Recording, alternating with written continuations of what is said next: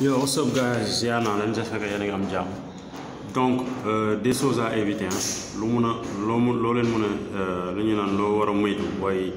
monter boîtier lii sûrement sama booy ñoo ko monter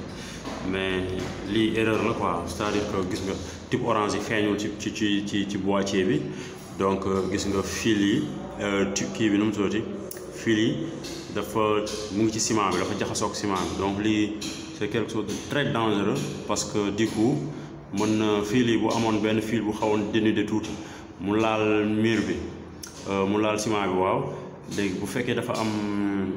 comment dirais-je bu fekkee dafa am humidité mur bi am humidité mur bi di tooy tuuti am humidité donc kon fii environ fii bâtiment bi côté bi yëpp ku ko laal da lay masse donc c'est quelque chose de très dangereux pour électriciens yi yeneen bon je parle de tout le monde quoi il faut faire attention type orange yi di feeñ ba fii mooy seen génn yi quoi soit mu nekk type annelle wala type orange war a feeñ quoi lii moom wóorul quoi c'est dangereux yaa ngeen jëf. Bon léegi gas naa ba récupérer ko donc soo leen xoolee ba ci biir bon type baa ngi nii di feeñ type orange bi bon type bi itam type annelle la mu ngi feeñ bii moo jóge ci kaw ci lampe bi bii moo jóge ci contact bi donc type yaa ngi nii di feeñ. Donc lii c'est mieux donc boo leen di monter boîte pensez comme d'habitude rek électricien yi dañ koy def këyit ci ginnaaw comprendre nga monter boîte bi def këyit ci ginnaaw donc avantage bi mooy lii mooy que fii dina libre déjà ba pare di nga gis say type orange